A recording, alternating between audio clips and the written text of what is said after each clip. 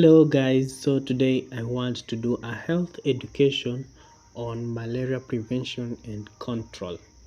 So take note, this is very serious.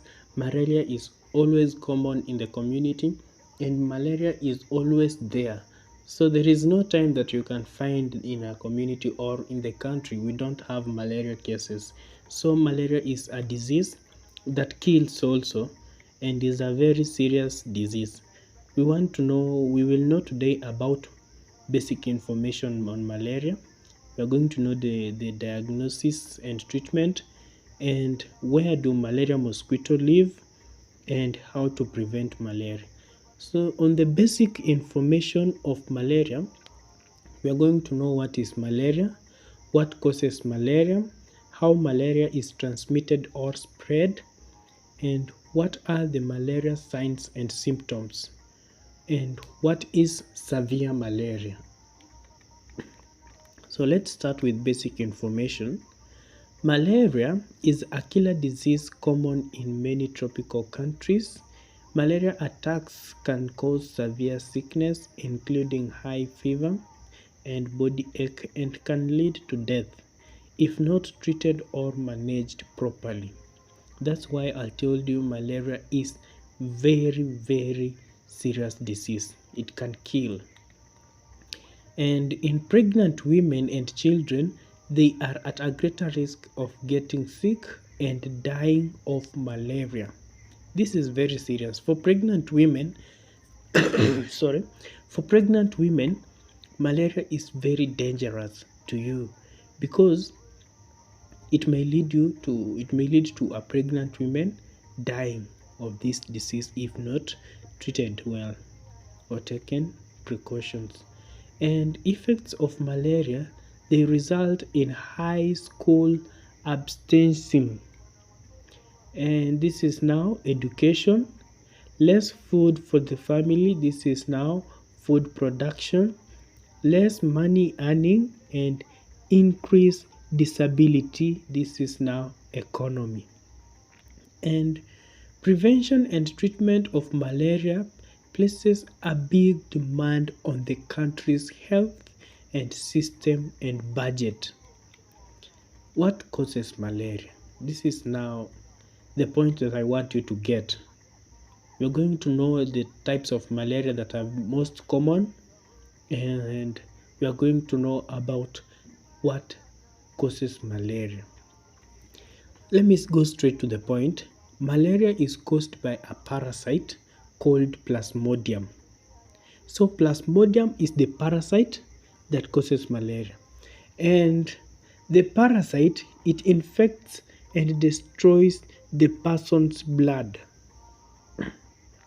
So the parasite gets into the person's body and it infects and destroys the blood of that person. And there are 4 species of Plasmodium malaria parasite that infects humans, but only 2 are most common. And these 2, they are Plasmodium falciparum and Plasmodium vivax. The others like Plasmodium malariae, they are not mostly common. And Plasmodium vivax, this is now the species of Plasmodium malaria, which is called Plasmodium vivax, and can cause relapse of or stay in the blood and becomes active again.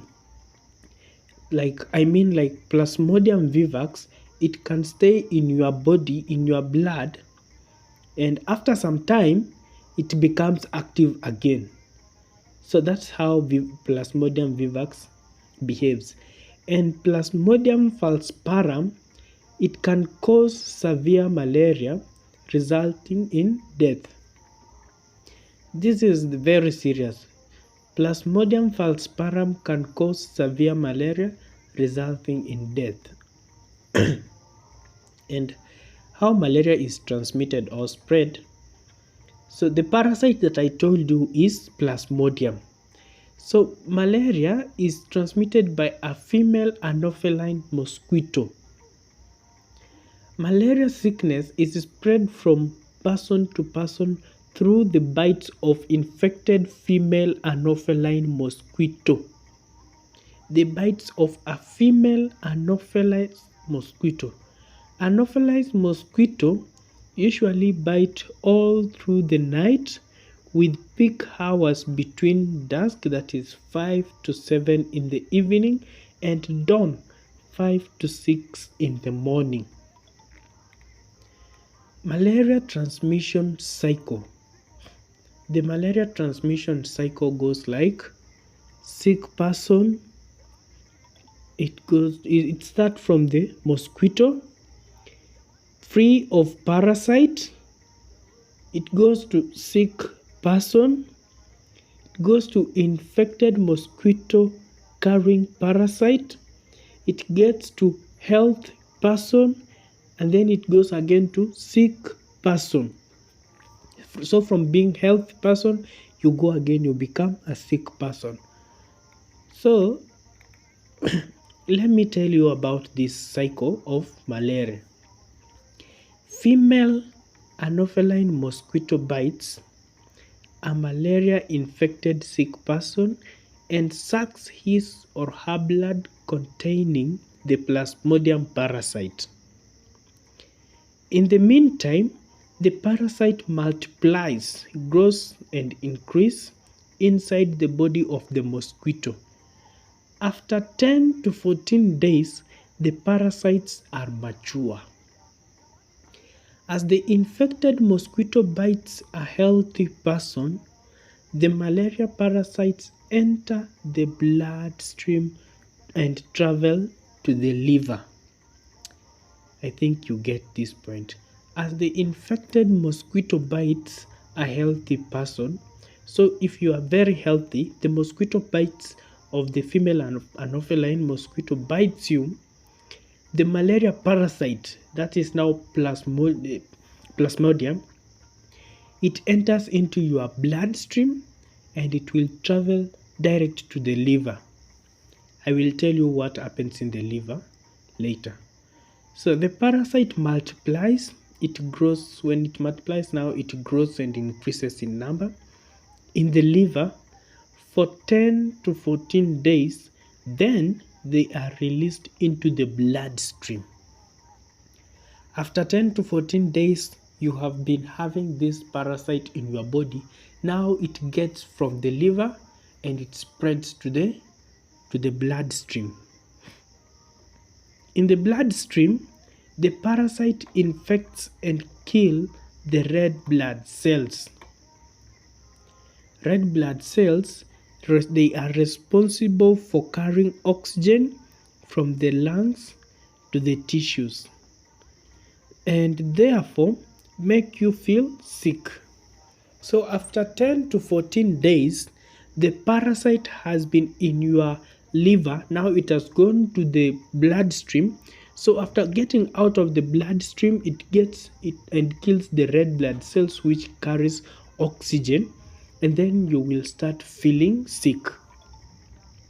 So for Plasmodium vivax parasite, they can remain dormant, like they are asleep in the liver, reactivate later and flow in the bloodstream, which often result in relapse or repeat attacks of malaria. Malaria parasite can pass from a pregnant mother to the fetus. When you talk about the fetus, it's the unborn baby. So when the mother is pregnant and the female Anopheline mosquito bites her and releases the Plasmodium parasite into the body of the pregnant mother, after sometimes when the blood has been contaminated by the parasite from the liver, now after 10 to 14 days, now that blood through the placenta, it may get into the fetus. So the mother and the fetus, they will get malaria, and this can lead to the mother losing life. And that's why I'm insisting that Plasmodium vivax parasite can remain dormant in the liver and they will reactivate later to flow in the bloodstream. And malaria parasite can pass from a pregnant mother to the fetus through the placenta that can result in stillbirth or death of the baby while still in the mother's womb. And this is why we say that malaria parasite can also be passed to another person through blood transfusion. So if you are donating blood to somebody or you are giving blood to somebody, it's supposed to be checked if that person has malaria, because you might get that the infection is in you and you're going to give it to the another person. So blood transfusion can lead to a person to get malaria. Remember, the parasite is inside that blood. That is Plasmodium parasite. And what are the signs and symptoms of malaria? When we talk about signs and symptoms of malaria, these are those things that you can observe, and the things that you can feel personally are now the symptoms. The ones that you feel, that are the symptoms, and the signs, these are the ones that you can see. One, we have shaking, chills, and cold, like when you can I call shivering, like you feel like it's so cold and it's hot. You feel cold, and in fact in natural it is cold, it is hot. And then there is high fever and sweating. You sweat a lot and you feel a lot of joto mingi zaidi. And then we have headache and joint pains. Headache, you know about headache and joint pains.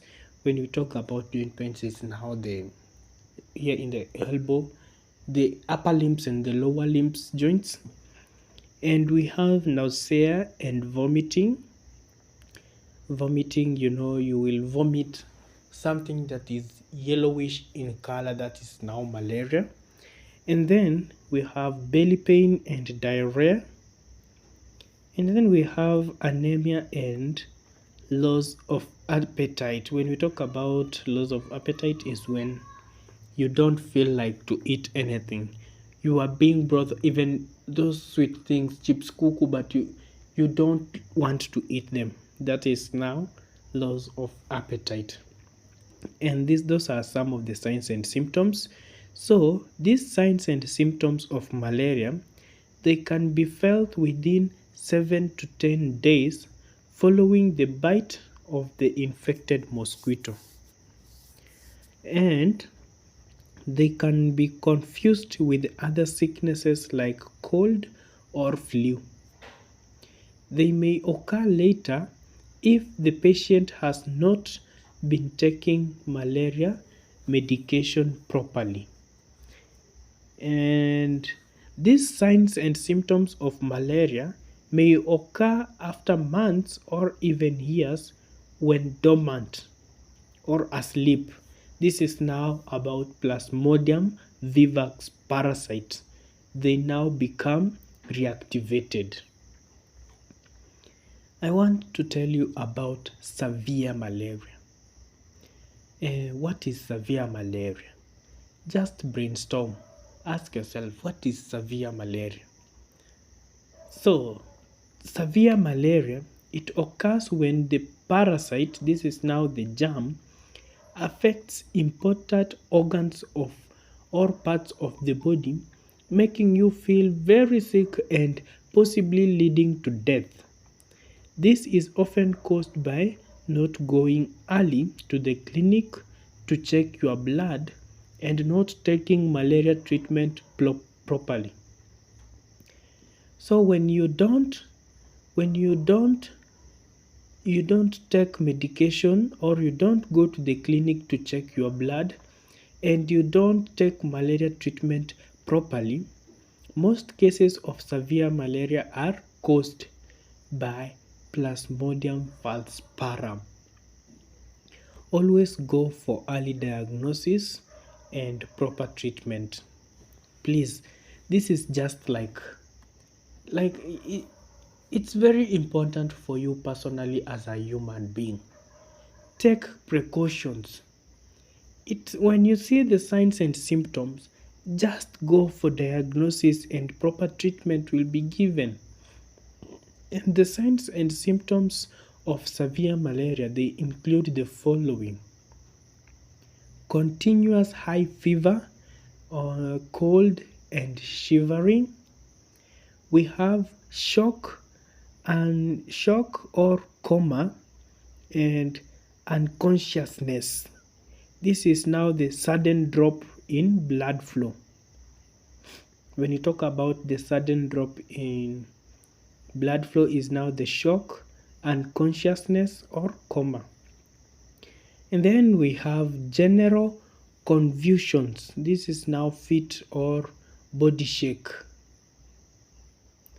When we talk about general convulsions, is about fit or body shake. And another sign of severe malaria is breathing problems. This is now the shortness of breath. They are being abbreviated as SOB, short of breath, due to fluids or water in the lungs. And we have vomiting and not being able to drink. You are not able to drink anything, but you are vomiting. Severe anemia. This is now short blood due to destruction or killing of the red blood cells. This is very common in children and pregnant women. You know, when the Plasmodium parasite kills the red blood cells, it will lead to severe anemia. When we talk about severe anemia, this is now the decrease of blood in the body. This is now short blood. And this is caused by the red blood cells being killed by the parasite, which is Plasmodium. We have abdominal bleeding with dark and or little urine production. You produce very little urine and it has blood in it. And another sign and symptom of severe malaria is liver failure and jaundice. When you talk about jaundice, is now the yellow skin. They are evidence of vital organ dysfunction. Body parts, they are not working properly. So when the body parts are not working properly, now your skin may change. You will be turned to be yellow in color. That is now jaundice. And malaria in pregnant women, it can cause stillbirths. This is born death. A child is born died. And abortion, pregnancy spoiled, and low birth weight. So please, for pregnant mothers, ensure that when you feel sign or any sign of malaria, please go for diagnosis and ensure that you sleep under treated mosquito net, because malaria can lead to stillbirth. You get birth to a baby while dead, or abortion. This is now when you terminate the pregnancy. And severe malaria can cause death, of course, and it can cause death if malaria treatment is not taken by the patients. So let's talk about diagnosis and treatment. When we say diagnosis, is now the process of knowing what is the problem. If you have any malaria sign or symptom, go quickly to your nearest clinic or hospital to test your blood for malaria. And early diagnosis or checkup followed by treatment of malaria, it will reduce the sickness and prevent death. It also contributes to reducing malaria transmission or spread in the communities. Sorry. So, always try to apply the WHO T3. When we talk about T3 is test, treat and track malaria management. WHO, that is World Health Organization, T3. This is test, treat and track. Let me explain further the test, treat and track. In test, anyone complaining of fever should be tested for malaria parasite. No blood test means that this means that nurses must do clinical assessment to decide on the presumptive treatment. So that's about test. About treat, all those tested positive with malaria should be treated with recommended anti-malaria drugs by the nurse or the doctor. And those tested negative for malaria but are clinically diagnosed to have malaria are treated by the nurse or the doctor. And in the community, we have community health volunteers. These people, they are being given that rapid diagnostic test for malaria, the RPDs. So if they use the RPD, the rapid diagnostic test kit, and they find you with malaria, they are being given some antimalarials. This is now the CHVs. The antimalarials that mostly they are being given, it's the, the AL, ultimatum lumefantrine. They will give you that, and they will do follow-ups if they find it positive. So that is on treatment. On track, those who are treated for malaria should be followed up for treatment compliance. This is the finishing taking of full treatment. Like we do follow-ups for them to ensure that they take all the medicine, they finish the dose, that is.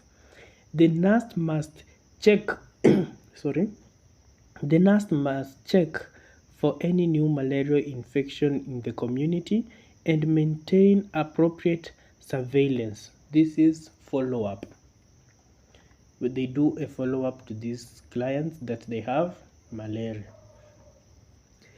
I want to say the diagnosis.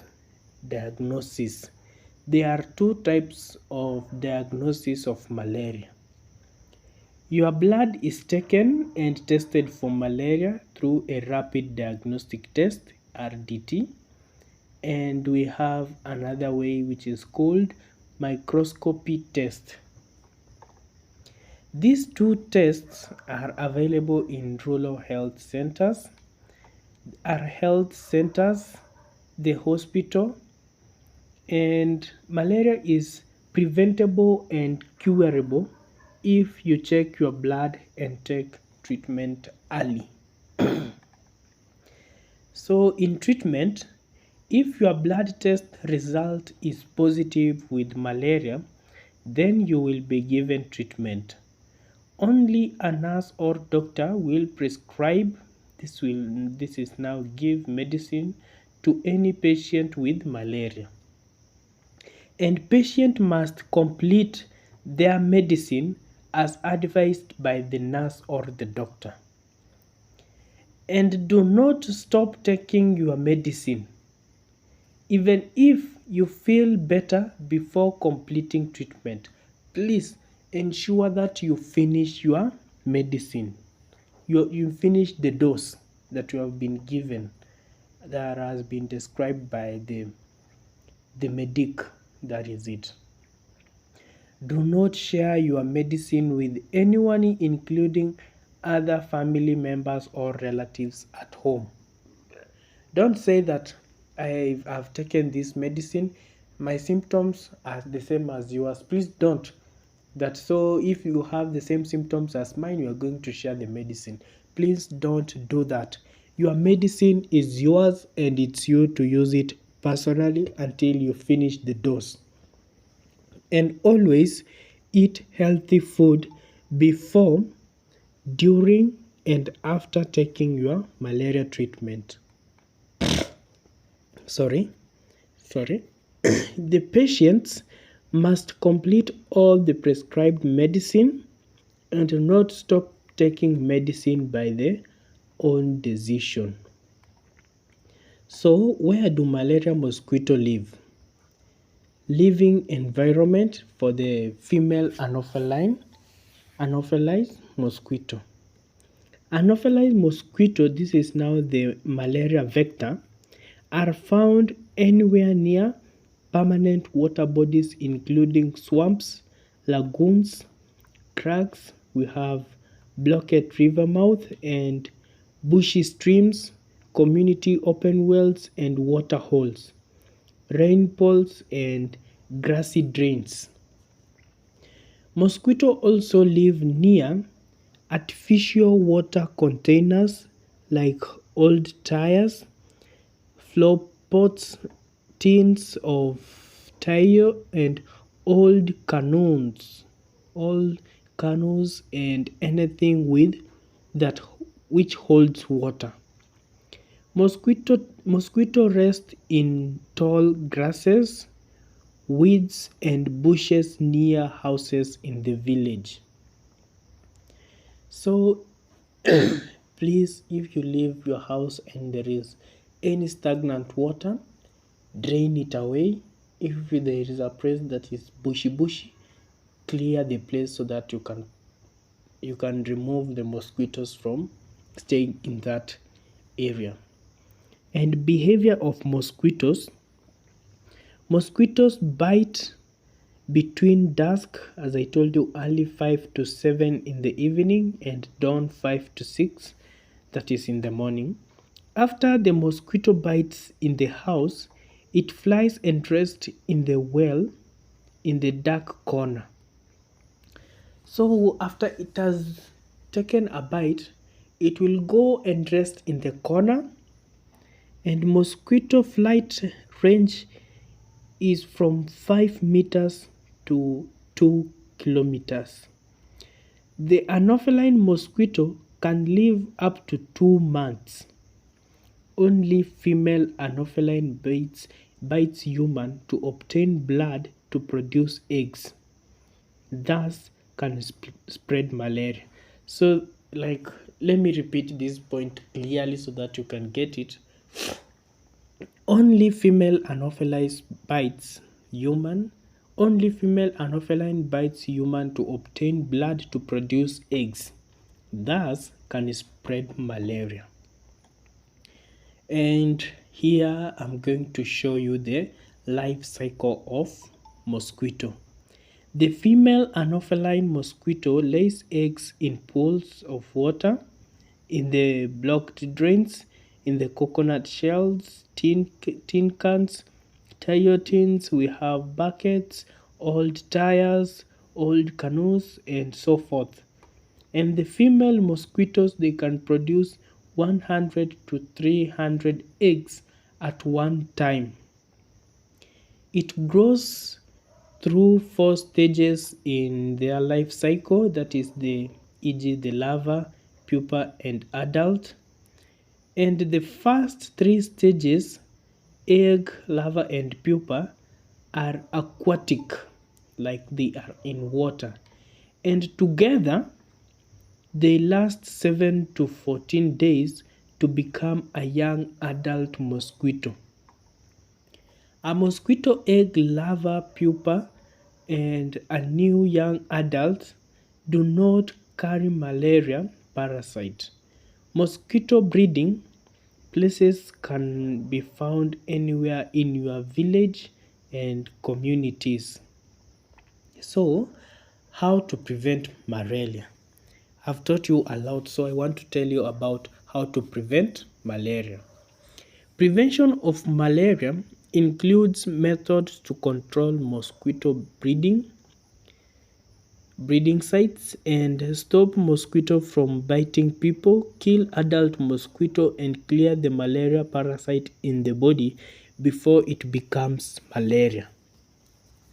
Important method of preventing and controlling malaria are environmental cleanup. Eliminate or destroy all mosquito breeding places and conduct general cleanup of bushes and tall grasses where they live. And then another thing, insecticide treated mosquito nets and house screening. Prevent adult mosquito biting in the house. So when we talk about insecticide treated mosquito nets, these are the normal nets that we use, that they are being treated with insecticide medicine that reduce the number of mosquito from bites. And we have indoor residue spraying. This is killing of adult mosquitoes in the house. This when you spray, it's self-explanatory. We have mosquito repellents. This is mosquito coils and local remedies. Another method of preventing malaria is presumptive treatment. Presumptive treatment is killing of malaria parasite in the blood before they cause malaria. We have individual protection, wearing long sleeve trousers or wearing clothes that covers most parts of your body or your body parts. And we have early diagnosis. This is also method of preventing and controlling malaria. Early diagnosis, timely and adequate treatment of all malaria cases. Sorry for that. I'm going to tell you about environmental cleanup. Mosquitoes need water to breed and grow. To avoid breeding of mosquito in villages should do the following. Always clean and maintain proper drainage and avoid pools of water. This is now village cleanup, and this is now digging drainage. Cut long grass and clear bushes around the house and in the village. Another thing, bury tins, beer cans, bottles, and calm shells. Burying tins, cans, and all those things. Another thing, burn coconut shell. This is now bucket, old canoes, and tires, and other rubbish. And then use old buckets, canoes, and tires to plant vegetables in your soup garden. Then another thing, shock pond or pool with larvaceous fish. So that is now larvaceous fish. I want to say that sleep under treated mosquito nets. Sleeping under treated mosquito nets, using long-lasting insecticide treated nets is the common and effective way of malaria prevention because mosquitoes are active at night time. In the use of mosquito nets, you pay attention to following points. So these are the points that when you use mosquito nets, you are being prevented to. 1. Check the mosquito net for holes or tears every time. So you will check your net if it has holes or tears, and then make sure there is no gap between net and floor. The floor and the net, ensure that there is no gap, so you will, suck the net in the mattress, something of that. And then make sure there is no gap in the net and the floor. And then wash your net every 6 months. After 6 months you wash your net. Sleep in the mosquito net every night. Each and every night ensure that you sleep in the treated mosquito net, and replace your mosquito net after using for 3 years. So it is only 3 years usage, and then you go for another net. And use old mosquito nets to cover gaps or openings from windows or doors in your house. This is to prevent mosquitoes from getting outside to your house. And do not use your mosquito nets for fishing or covering of melon fruits in the garden. And mosquito screen. We have a mosquito screen. Sorry. Mosquito screen must be fixed on all the windows or doors, leaving no gaps or cracks for mosquitoes to go into the house. So that's the work of the window screen. And mosquito screen installed on your windows becomes extremely important to prevent mosquito flies and other harmful insects from getting to your house. The mosquito screen is a mesh made up of wires and threads. So that is a window screen, or a window screen. We have indoor residue spraying. Indoor residue spraying is the method of applying insecticide in the walls of the house in the target to kill the mosquitoes. After the mosquito bites you in the house, it either flies out or restricts on the dark wall on your house. So it will go out or it will stay in the dark corner of your house. So that's why it is important to do an indoor residue spraying. Indoor residue spraying is a powerful way of rapidly reduce the adult mosquito population and malaria transmission. Improper spraying is effective for 3 to 6 months. It requires special equipment and insecticides. It requires well-trained and supervised person. This activity is conducted by the Vector-Borne Disease Control Program, that is VBDCB, or Provincial Health Office, PHO. And we have people in the community are encouraged to allow their houses to be sprayed.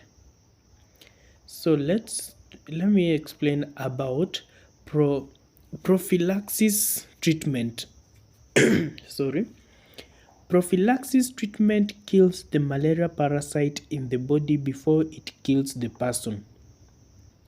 Pregnant mothers are recommended to take malaria medicines once a week during the pregnancy to prevent herself and fetus from getting malaria.